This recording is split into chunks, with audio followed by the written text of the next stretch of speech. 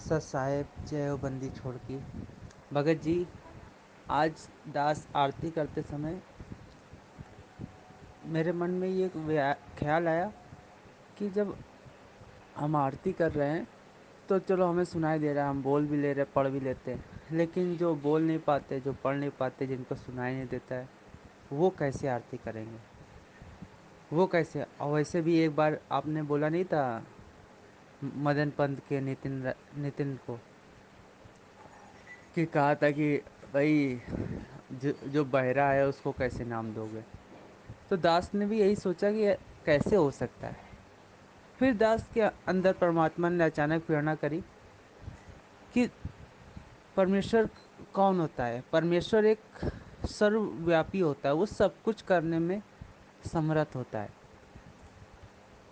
तो परमेश्वर कहते हैं कि अन, अन, अंधे को आँख दे, कोढ़िन को काया, और बाजन को पुत्र दे, निर्धन को माया।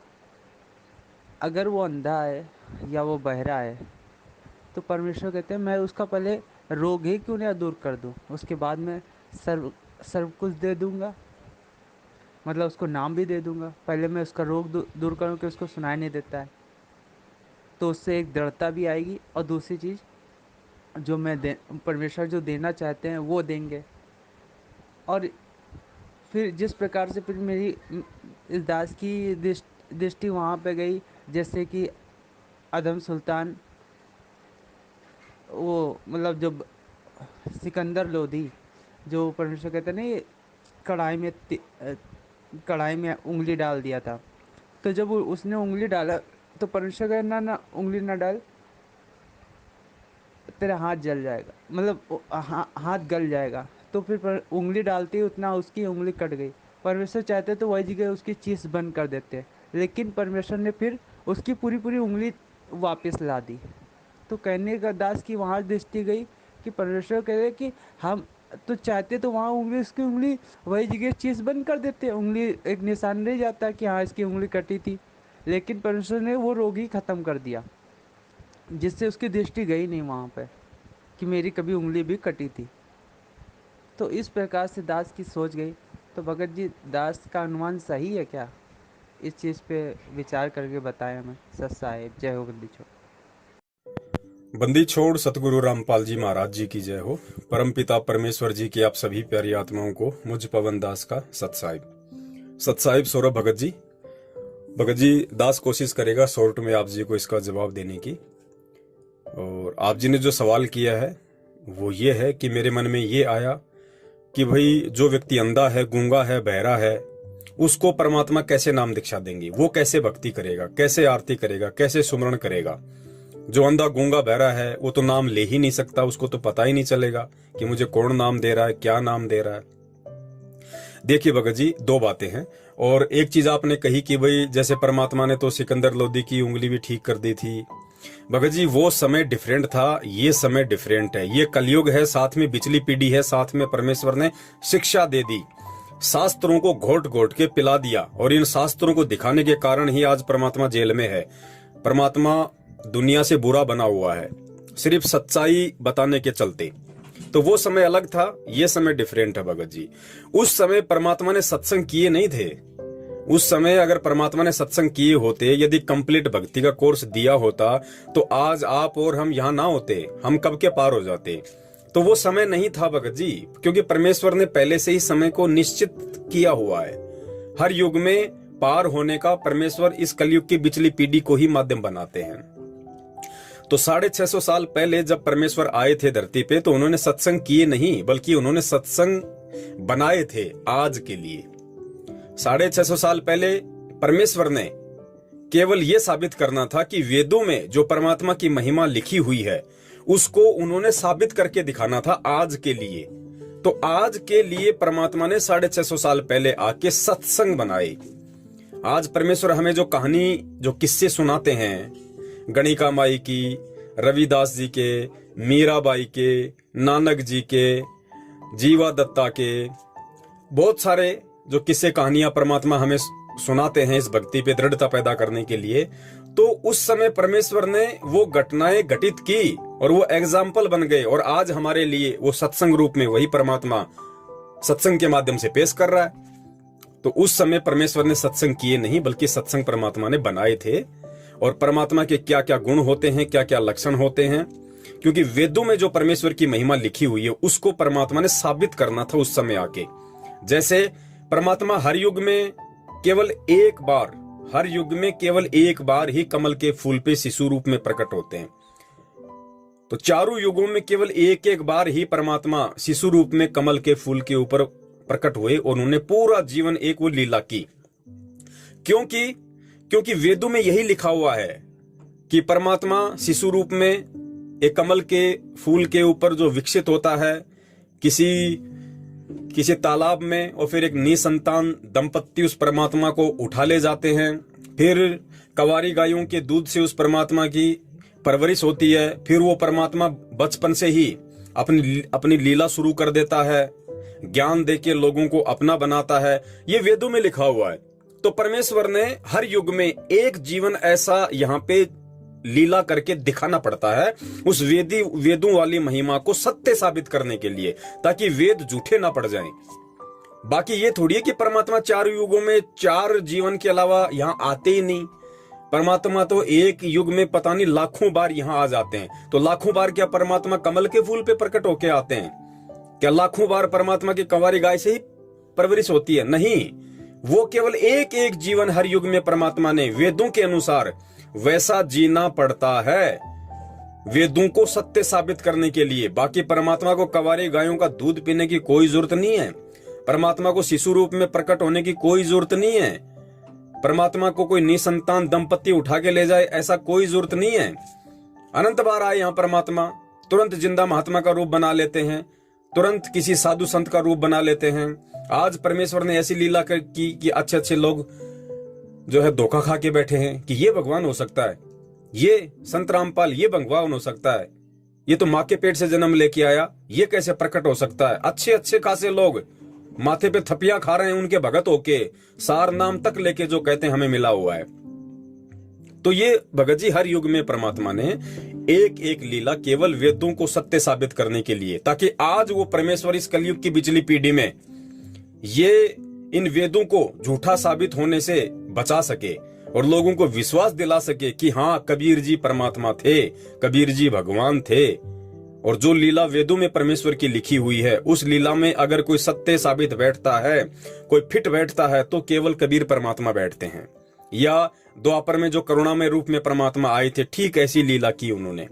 त्रेता में मुनिंद्र रूप में ठीक ऐसी लीला की परमात्मा ने। सतयुग में सत्सुकृत रूप में ठीक ऐसी ही लीला की। शिशु रूप में आए, कमल के फूल पे प्रकट हुए, निसंतान दंपत्ति उनको उठा के ले गए। तो ये 4 जीवन परमेश्वर ने हर युग में वेदों को सत्य साबित करने के लिए ऐसा रोल करना पड़ता है। इसके अलावा परमात्मा के ऊपर कोई बाउंडेशन नहीं है, वो समर्थ है, जब चाहे जहां जिस रूप में प्रकट हो जाए भगत जी। तो सिकंदर लोदी की जो उंगली परमात्मा ने ठीक कर दी, वो परमेश्वर ने अपनी समर्थता को जाहिर करना था उस समय। वेदों में लिखा है कि परमात्मा मुर्दे को जिंदा कर सकता है। तो परमेश्वर ने कितनों को जिंदा किया उस समय? सेव का शीश धड़ से अलग हो चुका था, परमेश्वर ने उसका शीश जोड़ा।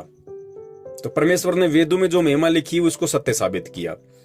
अपने ही मुंह बोले गुरु रामानंद जी का सिकंदर लोदी ने शीश तलवार से अलग कर दिया था, परमेश्वर ने उसको जोड़ दिया। फिर परमात्मा भयंकर से भयंकर रोग को छूमंतर कर सकता है, तो परमेश्वर ने सिकंदर लोदी का जो जलन का रोग था आशीर्वाद मात्र से ठीक कर दिया। सर्वानंद की माता शारदा, जिसको भयंकर रोग था, कोई ठीक नहीं कर पाया, परमेश्वर के आशीर्वाद मात्र से ठीक हुई। तो ये सारी जो लीलाएं थी, और जो क्या बोलते हैं जो गुरुद्रोही हो गया था, क्या नाम था उसका, कमाल को देख लो, परमात्मा ने मुर्दे से जीवित किया। तो ये केवल और केवल वेदों में लिखी हुई अपनी महिमा को सत्य साबित करने के लिए परमेश्वर ने उस समय ये लीला की थी। क्योंकि उस समय भगत जी ज्ञान आधार नहीं था, उस समय शिक्षा नहीं थी, उस समय शास्त्रों को नहीं दिखाया गया था, ना शास्त्रों का उस समय हिंदी में अनुवाद था।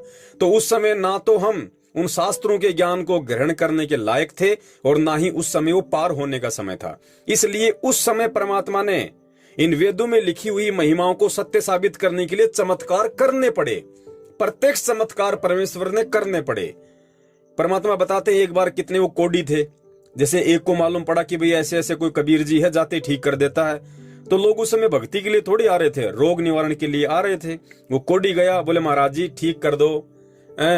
महाराज जी बोले भाई भक्ति करनी पड़ेगी। हाँ जी करूंगा जी, भक्ति करूंगा, खूब करूंगा। तो बोला तेरे जैसे और कितने यहाँ पे? बोले जी बहुत हैं। बोले सबको ले आ।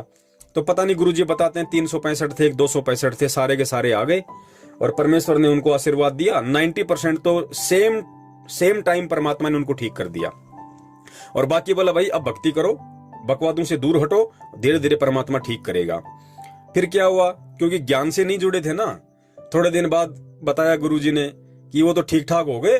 और थोड़े दिन बाद फिर वो तो लगा के सूट साट बढ़िया कपड़े पहन के और फिर वो तो बटेऊ बन के आने लगे। और कोई कह रहे भगत जी झाड़ू निकाल दे। क्यों? तू निकाल दे। तो परमात्मा ने बताया भाई वो ज्ञान आधार नहीं था उस समय। तो इसलिए भगत जी वो प्रत्यक्ष चमत्कार परमेश्वर ने पहले के युगों में इसलिए करने पड़े क्योंकि वेदों में लिखी हुई अपनी महिमा को परमेश्वर ने सत्य साबित करना था कि परमात्मा रोगी का रोग निवारण कर दे, परमात्मा मुर्दे को जिंदा कर दे, परमात्मा कुछ भी कर दे। आज का जो समय है भगत जी वो ज्ञान आधार का समय है। आज सत्संग परमेश्वर हमें सुना रहे हैं और पहले की उन घटनाओं का जिक्र कर रहे हैं। तो भगत जी आज हमने विश्वास करना होगा कि हाँ भाई मेरे बाप के अंदर ये सारे गुण, ये सारे लक्षण मौजूद हैं। और फिर ज्ञान आधार से ये भी समझना होगा कि परमेश्वर को स्वयं परमेश्वर ही साबित कर सकता है। जैसे गुरुजी ने कहा ना कि अपने द्वारा रची गई सृष्टि को कोई दूसरा नहीं बता सकता, खुद वो परमात्मा सतगुरु की भूमिका करके आता है, तत्वदर्शी संत की भूमिका करके आता है। तो आज परमेश्वर स्वयं एक तत्वदर्शी संत की भूमिका में आ गए हैं और अपने द्वारा रची गई सृष्टि को खुद ही बता रहे हैं, दूसरा कोई नहीं बता सकता भगत जी। अब आपका जो सवाल है वो ये है कि जो व्यक्ति अंधा गूंगा बहरा है वो आज कैसे भक्ति करेगा, उसको कैसे मालूम पड़ेगा? क्योंकि अंधा गूंगा बहरा ना तो मंत्र सुन सकता, ना मंत्र ले सकता, ना मंत्र जाप कर सकता, ना उसको पता। तो देखो भगत जी यहाँ पे हमने ज्ञान को आधार बनाना पड़ेगा, वरना ये काल भगवान ऐसी ऐसी शंकाओं के बीज हमारे अंदर 1000 प्रकार के डालेगा इस समय। क्योंकि साम दाम दंड भेद, और इससे भी यदि कोई घटिया नीति इसके पास में होगी शिष्य को सतगुरु से दूर करने की, तो वो इस समय करेगा भगत जी, और वो यही कर रहा है। तो देखिए भगत जी इस चीज को हमने ज्ञान आधार से समझना पड़ेगा। ज्ञान आधार से कैसे? परमेश्वर की वाणी है कि साधु से ती मस्करी, चोरा नाल खुशाल, मल अखाड़ा जीतेंगे युगन युगन के माल। यानी इस कलयुग में आज आप और हम जो परमेश्वर की शरण में हैं, सतगुरु की शरण में हैं, तो हम कोई पहली बार नहीं आए भगत जी। क्योंकि कलयुग में मानव जन्म मिलना और परमेश्वर के समकालीन होना और फिर उस परमेश्वर के सत्संग समझ में आना, परमेश्वर से नाम दीक्षा मिलना, ये भगत जी कोई सामान्य बात नहीं है। ये युगों युगों की भक्ति का ये प्रतिफल होता है। युगों युगों के भक्ति, शुभ कर्मों का, संस्कारों का, पुण्य कर्मों का ऐसा जोड़ बैठता है और सतगुरु की फिर विशेष दया, तब जाके हम सतगुरु के समकालीन होते हैं। और वो भी मोक्ष टाइम, ये पीक टाइम है भगत जी। चारों युगों में परमेश्वर ने जिस समय को मोक्ष के लिए निर्धारित किया है, उस समय मानव जन्म मिलना और उस सतगुरु की शरण प्राप्त होना। आज देखो 8 अरब के आसपास जनसंख्या है और 8 अरब की तुलना में मुश्किल से 15-20 लाख आज गुरुजी के शिष्य, 1% भी नहीं है। और 1% में आप और हमारा नंबर आ जाना, ये कितनी बड़ी बात है भगत जी। तो ये हमारे युगन युगन के संस्कार हैं। अब भगत जी हम कोई पहली बार नहीं आए इस कलयुग में, पता नहीं कितने जन्म पूर्व में हमने परमेश्वर की शरण प्राप्त की है। और इस कलयुग में भी हम अनंत बार सतगुरु की शरण में आए, लेकिन अपनी किसी कमजोरी से रह गए। जैसे आज क्या हो रहा है, 70% संगत है जो सतलोक आश्रम मैनेजमेंट हरियाणा के पीछे चल रही है। वो क्या कर रही है भगत जी? सतगुरु की शरण में भी है लेकिन साथ में मर्यादाओं में भी नहीं है। तो जो व्यक्ति आज सतगुरु के समकालीन होके भी मानव जन्म प्राप्त है, वो उनके अच्छे संस्कार हैं। इस समय मानव जन्म मिलना बहुत शुभ संस्कार की बात है, लेकिन उनके भक्ति संस्कार कमजोर हैं। कैसे कमजोर हैं? क्योंकि मानव जन्म तो जैसे कहा ना उस परमेश्वर ने कि 84 लाख योनियां भोगने के बाद एक बार मिलता ही मिलता है, और बाकी 1 से अधिक बार जो मिलते हैं वो भक्ति से मिलते हैं, शुभ संस्कारों से मिलते हैं। तो ऐसी आत्माओं को जो मानव शरीर मिला हुआ है भगत जी, वो 99% हम ये कह सकते हैं कि वो 84 लाख का जो फेरा है उसको पार करके, क्योंकि भगत जी उसके पाप कर्म उसके पास में इतने ज्यादा हैं, वरना भगवान धरती पे और मानव जन्म में आंखें नहीं है, कान नहीं है, देख नहीं सकता, सुन नहीं सकता, बोल नहीं सकता, ये उसके बैड अकाउंट ज्यादा हैं। तो ऐसी जो आत्माएं हैं जो वर्तमान में जिनका आप जिक्र कर रहे हो कि उनको परमात्मा कैसे नाम देंगे, तो देखो भगत जी 2-3 तरीके हैं, क्योंकि परमेश्वर समर्थ है। परमेश्वर चाहे तो पत्थर को भी इंसान बना दे, इंसान बना के और उसको नाम दे दे। परमेश्वर चाहे तो अंधे को बिल्कुल ऐसा कर दे कि वो देखने लग जाए, गूंगे को ऐसा कर दे बोलने लग जाए, बहरे को ऐसा कर दे वो सुनने लग जाए। उसके लिए तो बाएं हाथ का काम है। लेकिन वर्तमान में वो प्रत्यक्ष चमत्कार परमेश्वर क्यों नहीं कर रहे?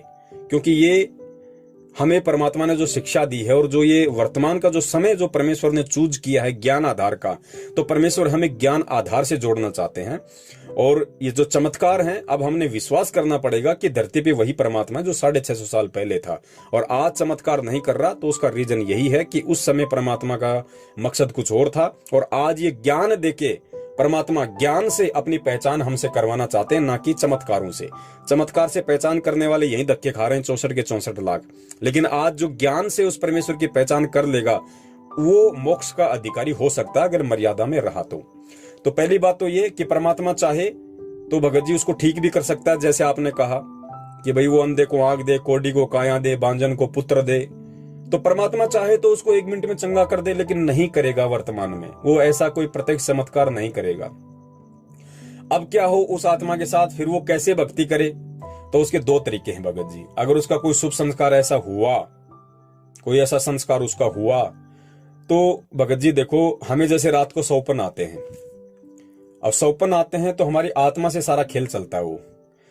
तो सौपन में उसको परमात्मा नाम दीक्षा दे सकते हैं, जो भी मंत्र चाहे, क्योंकि भगत जी आत्मा जो होती है ना गूंगी होती है, ना बहरी होती है, ना अंधी होती है।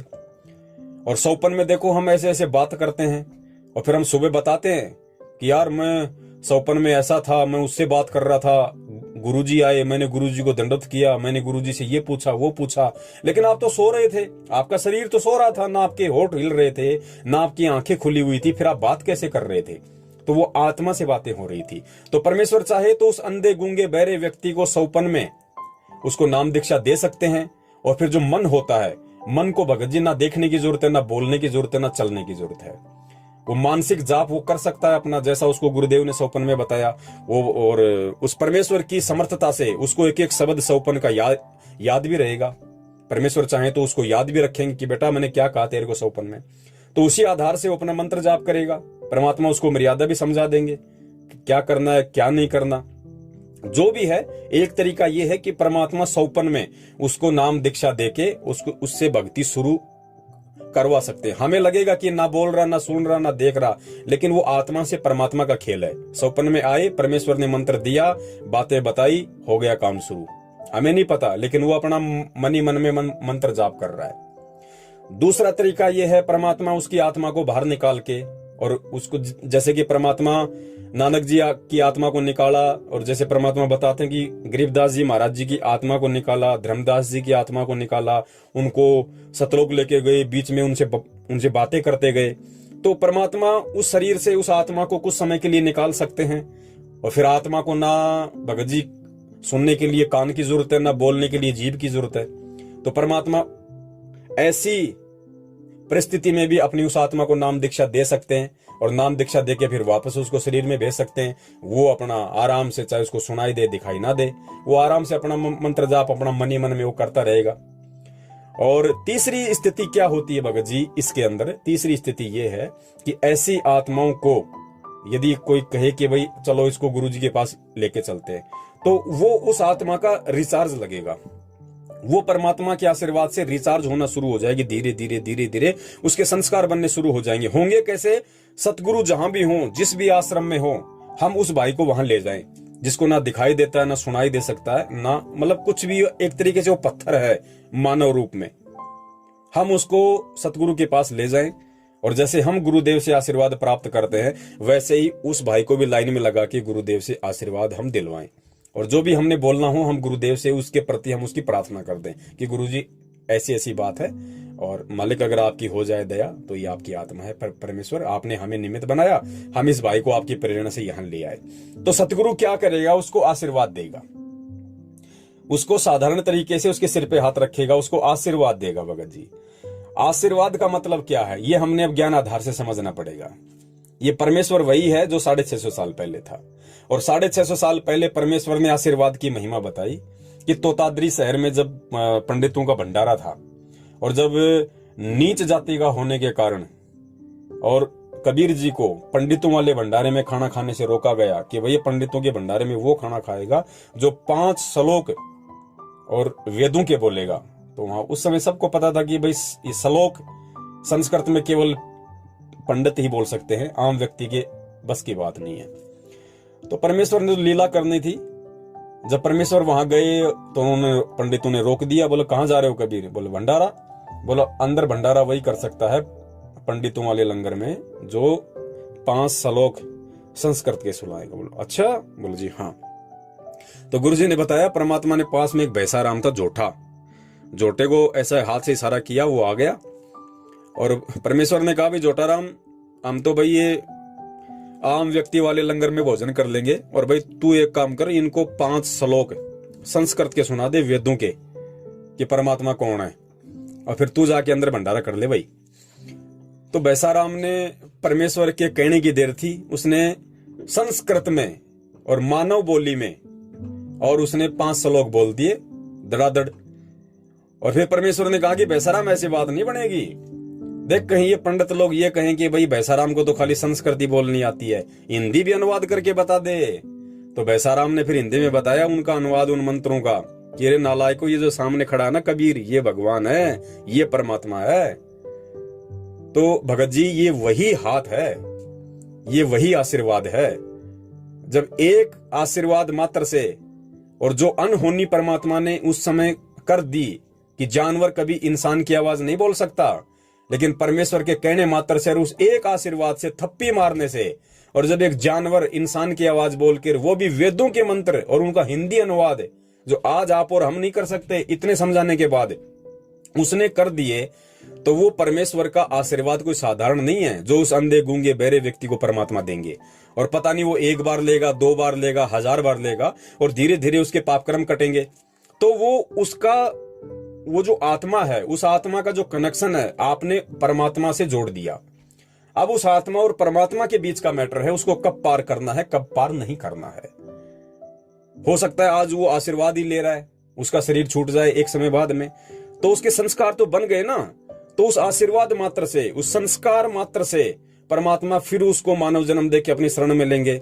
और हो सकता है अगले जन्म में परमात्मा उसका 1 विकार दूर कर दे, 2 विकार दूर कर दे, 3 दूर कर दें, और आप और हमारी तरह सामान्य व्यक्ति का जन्म दे दें, और फिर किसी के मार्फत परमात्मा उसको अपनी शरण में ले ले, फिर उसकी भक्ति शुरू कर दे, फिर उसका रिचार्ज शुरू हो गया।